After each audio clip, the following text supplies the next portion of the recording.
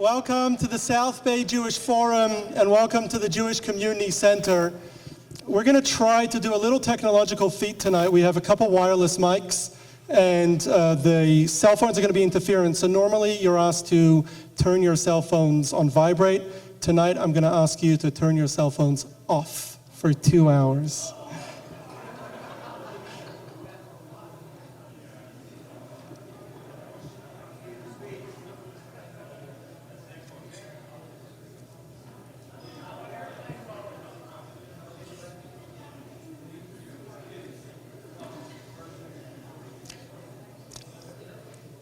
So think for a moment. Think of a different time, a different place, going back in time where hundreds, perhaps thousands of scholars are sitting around a large open area in the hot spring sun on the banks of the Euphrates River, debating the logic of religious, criminal, civil laws. So this time and place looked very different than where we are today. But some of the topics they debated could be easily recognized by us here today, from embezzlement, tax evasion, to wills, contracts, the merits of futures trading, regulation of currency trading, the legal status of loan securities. These ancient debates were recorded by our ancestors in a massive work known as the Talmud, around 500 of the Common Era. Now, many of those debates and the subsequent commentary and the application as those debates were applied to different scenarios and different situations that cropped up over 1,500 years shaped the way that we approach law today 1,500 years later. But perhaps more than anything, the rigor of Talmudic analysis and debate serves today as a model of legal inquiry, textual scrutiny in our modern legal system. In a 2009 decision, the late Justice Antonin Scalia concluded a dissent by quoting the Talmud maxim, "Turn it over and turn it over, for all is therein." His longtime friend and co-Harvard Law Review editor, back from the 50s, is Nat Lewin. So I emailed Nat Lewin to see if he had something to share tonight, and he wrote me as follows. He expressed to me his appreciation for the rigor of studying Talmud. He often insisted, this is Nat writing, that the reason for my having done well at Harvard Law School was that I previously studied Talmud. I disagreed with him. In fact, Scalia's strong affinity for our ancient Jewish tradition was written up by Nat Lewin in an obituary last week, where he wrote, Justice Scalia once told me, when there was no Jewish justice on the Supreme Court, I considered myself the Jewish justice. In that vein, Justice Scalia served many times as a panelist and keynote speaker, starting in 1995 at the National Conference on Jewish and Contemporary Law here in Los Angeles, followed by many other occasions where he sat on Jewish-related forums and headlined Jewish events. Tonight, we're going to continue that legacy with our symposium here on the ethics and limits of the First Amendment as they relate to religion and religious tolerance. I want to take a moment to thank all those who made this evening possible. I can't list everyone, but I would be amiss without just mentioning a few of you. The room that you are in tonight is part of the Jewish Community Center Chabad of the South Bay. It's a thriving, vibrant community that serves the needs of the Jewish Community Center, of the Jewish community here in the South Bay. We're an open community, open to all who wish to come. We have no membership. Anybody's welcome here at any time. We have services from preschool all the way up to seniors and everything, of course, in between. The JCC was built with the vision of our founder, director, Rabbi Yossi Mintz, and his wife Sarah, who built this organization with the inspiration of the Lubavitcher Rebbe, the leader of the Chabad movement. Now, our South Bay Jewish Law Forum, hosting our event tonight, was the brainchild of Carl Perlston, who constantly encouraged us that we have to do more for Jewish law professionals here in the South Bay, and planted seeds for this organization. John Pollitt from Pollitt Law advised, guided this project every step of the way. He's one of the sponsors of the evening, together with Craig and Morel Averk. Stuart Carroll was instrumental in moving this project along. He authored the program guide that's in front of you and serves on the board of the California Lawyers for the Arts, who are co-presenters of this event here tonight and providing the MCLE. I want to take a moment to note Susan Hadley, the wife of our assemblyman for the 66th District, David Hadley, who wasn't able to make it here tonight, and she is, Susan, stand up, thank you. And she's representing her husband in his strong recognition of the importance that he places on ethics and religious values serving us in Sacramento. And with that, I'd like to introduce our moderator for tonight, the Honorable Stuart Rice, who serves as judge in the Torrance Court and will serve as our moderator for this evening.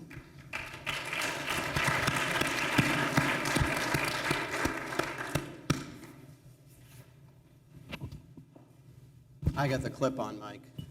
All right, thank you, Rabbi. Good evening, everyone. It's a pleasure to be with you tonight here in the JCC of the Beach Cities. I'm very excited to have been asked to be the moderator for a panel on religion, the First Amendment, how it affects Jewish lives in America, and to be here with these four eminent constitutional scholars from our community. And I think we're looking forward to a great discussion, provocative. Did I say something wrong? No coughing, by the way. So we're looking forward to a great night. You know, it's interesting to be in a room like this, surrounded by a lot of Jewish people, people with kippah. I grew up in a town in Massachusetts that was about 40% Jewish, very involved with the synagogue. And then after law school, I moved to California, and I worked for a law firm called Gottlieb and Stein. So I thought everybody was Jewish for a while. And then little by little realized that not everybody is Jewish, but we have always been very well represented in the legal community. Must be something about those Jewish moms suggesting that their sons and daughters go to law school. So it was 100 years ago, I believe, when Justice Brandeis was first named to the Supreme Court, our first Jewish Supreme Court justice. I think this month's Jewish Journal has an article about Justice Brandeis, co-authored by Dean Chemerinsky, who's on our panel tonight. And the day that I was appointed to the bench, Arnold Schwarzenegger was governor at the time. He appointed no judges in his first year in office. I don't think he knew that was a power that he had. So somebody came in one day and said, you know, Governor, you get to appoint judges. So I was a commissioner at the time. I applied to be a judge, and 17 people were appointed over the period of months, and I was not one of those first 17. And somebody pointed out to me that none of the 17 judges that Governor Schwarzenegger had appointed were Jewish. And in a city like Los Angeles, with that many Jewish lawyers, it seemed a little odd that there had been no Jewish appointees. And then the very next day, he appointed Judge Feldstern, Judge Klein, Judge Ruderman, and me. I was the only one people weren't sure about. We call that Jewish Democrat Day, where Governor Schwarzenegger appointed 4 Jewish Democratic judges on the same day. Now, as a judge, I get to hear all kinds of cases, everything about the human condition. And I've noticed that Yiddish seems to be creeping more and more into the vernacular of our courtroom. Several months ago, I had this trial going on, and a lot of exhibits, a lot of boxes, and I said to the lawyers, I said, you don't have to take your stuff home every night. You can just leave your boxes in the corner. And one of the lawyers said, that's all right, Your Honor. I'd rather just schlep it back and forth every day. So we had that. And then we had this situation where I had to look up what's going on with Yiddish, because it just seemed like it was happening more and more in the courtroom. And I ran across this article in the 1993 Yale Law Journal entitled Lawsuit Schmawsuit, all about the utilization of Yiddish phrases in our judicial opinions. And that article, by coincidence, was written by 2 others of our panelists tonight, Judge Kaczynski and Eugene Volokh, professor of law at UCLA. So another example that I had of Yiddish in my courtroom is I had this huge case, like 14 lawyers, multi-million dollars, cross complaints going back and forth. And on the day of the trial readiness conference, no one came to court. I just had one lawyer on the phone. I said, "Where is everyone?" He said, "Your Honor, I'm happy to tell you that we settled the case." I said, "It's all done, I can dismiss it?" He said, "Well, I'd rather you not dismiss it quite yet because we got a lot of mishigas we got to take care of." And I said, "You know, I have a court reporter. I don't think she knows how to spell mishigas." That was a word I didn't really expect to hear in the courtroom. And then most recently, I was in the middle of this trial about a construction defect. And this gentleman, expert witness about construction, took the stand, Sean O'Reilly. I don't think this person had ever met a Jewish person in his whole life. He was asked a question about what happened when the rock material began to deteriorate. He said, "Well, when I opened up the area, it was covered in a lot of schmuck."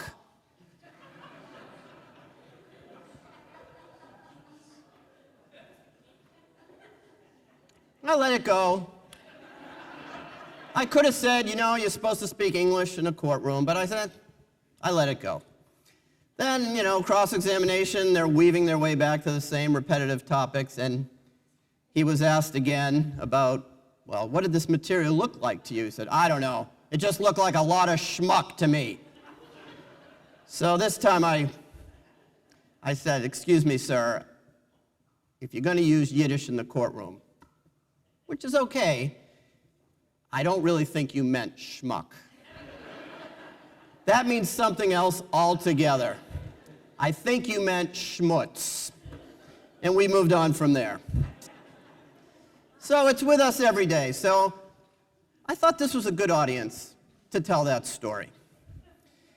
I told my wife that story when I got home that night. It just cracked me up. So we have our 4 distinguished panelists tonight.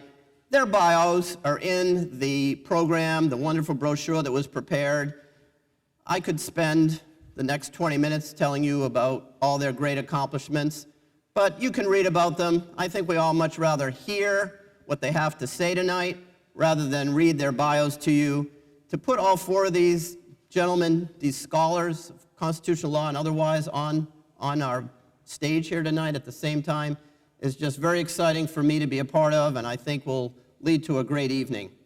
So what I'm going to do, my role is just to facilitate and get them started, and I have a feeling it won't take much, and then off we'll go. And I thought the first thing we would talk about tonight, since Rabbi Zalman did mention Justice Scalia, who died unexpectedly last week, is I'd like our panelists to comment a little bit on the role that Justice Scalia has played in our jurisprudence in the area of religious freedom, First Amendment, religious symbols in our society. We know that he has written many opinions, some rather scathing in dissent. I remember the McCreary case in 2005 and others. So if anybody would like to start talking about what has Justice Scalia told us about these issues? Go ahead, Dean Chemerinsky. Let me start by saying what a pleasure it is to be here, how wonderful it is to be with the other panelists. There's obviously 2 provisions in the First Amendment about religion. Justice Scalia had strong views as to each. One is the provision that says that Congress shall make no law respecting the establishment of religion. I believe here, and we'll talk about this, that Thomas Jefferson got it right when he said there should be a wall that separates church and state, a wall high and impregnable. That was not Justice Scalia's view. He did not believe in any sort of separation of church and state. Justice Scalia repeatedly said that the government violates the Establishment Clause only if it literally established a church or coerces religious participation. I argued a case in the Supreme Court in 2005. It was the companion case to McCreary, a case called Van Orden versus Perry. It involves a 6-foot-high, 3-foot-wide 10 Commandments monument that sits directly at the corner of the Texas State Capitol of the Texas Supreme Court. I knew going into that argument that I had no chance of getting Justice Scalia's vote because he never once in his time on the court found a religious symbol on government property violate the Establishment Clause. It doesn't create a church. It doesn't coerce religious participation. On the other hand, with regard to the other provision of the First Amendment, The Free Exercise Clause, Justice Scalia played a leading role in one that went a long way towards reading the Free Exercise Clause out of the Constitution as well. Here, the key case was in 1990, a case called Employment Division versus Smith. You might remember it as the Native American peyote case. Oregon law prohibited consumption of peyote, hallucinogenic substance. Native Americans brought a challenge arguing that the free exercise of religion required the use of peyote. Justice Scalia wrote the opinion for the court there, ruling against the Native Americans. And he said that you can't use the Free Exercise Clause to challenge a law so long as it's neutral, not motivated by desire to interfere with religion, and so long as it's of general applicability, applies to everyone. Think of a county that prohibits all consumption of alcohol. Imagine that a Jewish family wanted to use wine at a Sabbath or Seder dinner, or a priest in communion. That law was neutral of general applicability. You can't use the Free Exercise Clause to challenge it. So he didn't see much role for either the Establishment Clause or the Free Exercise Clause, and he certainly had great influence, particularly with regard to the latter. So I think one reason that I think Justice Scalia did admire Jewish law and kind of Jewish approach to things in certain ways is that I think he was fundamentally a traditionalist. And that, I think, ties into his Catholicism, because Catholicism is, of course, all about focusing on a very rich intellectual and spiritual tradition. And this is also his view in general, not entirely, but in general, as to the Constitution. So his thought is, look, there's been a way that America has been doing things for 2 centuries, sometimes badly, sometimes well, unbalanced pretty well. And what I, as the justice, should be doing, to the extent the Constitution leaves open certain areas for the justices to speak, is to kind of uphold these American traditions. So, for example, with regard to religion, I think what he would have said is that separation of church and state, at least at some level, is a very important American innovation. It's interesting, if you look at American commentaries in the 1780s and 1790s, lots of people talked about separation of church and state. But what they meant was the opposite of what they saw in England, which is union of church and state. They saw the English model where there was an established church, that it was the official church. It was very heavily supported by government. The Lord's spiritual sat in the House of Lords alongside the Lord's temporal. If you wanted various offices, you had to be a member of the Church of England, various government offices. That was very much not the way we did things. But so separation of church and state, I think, at that level was to him very important. It's just that his view is the American tradition of separation of church and state has generally been one in which a wide range of religious acknowledgments in public life, from the appeal to the Creator in the opening of the Declaration of Independence, appeal to the Supreme Judge of Nations in the closing, Thanksgiving proclamations of almost all, though not all, presidents, a wide variety of things. Let this be our motto, and God is our trust, which was, of course, in the Star-Spangled Banner. Those things were traditional in America, and it wasn't the place of the Supreme Court to try to set them aside. And some people might be offended by them, some people might be offended by the removal of them. Not for him to decide. So long as it's traditional, generally speaking, doesn't mean it shouldn't be changed. The constitutional amendment process is there to change it, but generally speaking, the court's job is to enforce those traditions and not set them aside. Likewise, with regard to religious freedom, I think his view is that Free Exercise Clause, his view was that Free Exercise Clause was a very powerful and important innovation. It forbade targeted religious persecution of a sort that was very well known to the framing generation, that had just been seen in a very intense way in England in the century before, and persisted even in England and in the colonies and much of the rest of the world in some measure in the 1700s. That was a very important thing. But he would say American tradition has been that when people want religious exemptions from generally applicable laws, they go to the legislature. So when prohibition was enacted, there were exemptions for sacramental wines, but not as a matter of constitutional command, as a matter of the legislative process. It's an imperfect process, but he said, one that is superior to judges deciding which laws you get exemption from and which laws you don't, at least deciding them as a constitutional matter in a way the legislature couldn't change. Because after all, nobody thinks there should be always exemptions for all religious believers from any obligation that they feel is against their religious obligations. Somebody has to decide. He says American tradition, up until basically 1963, more or less, the American tradition has been that this is done by the legislature, and he thought that it has served America well, by no means perfectly, but better than he thought the alternative.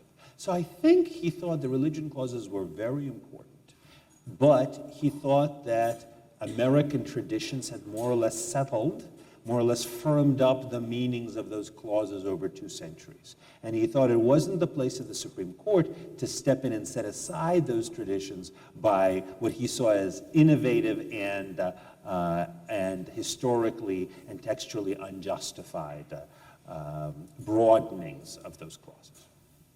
You know, I think it's ironic, especially the way we started things off, that people see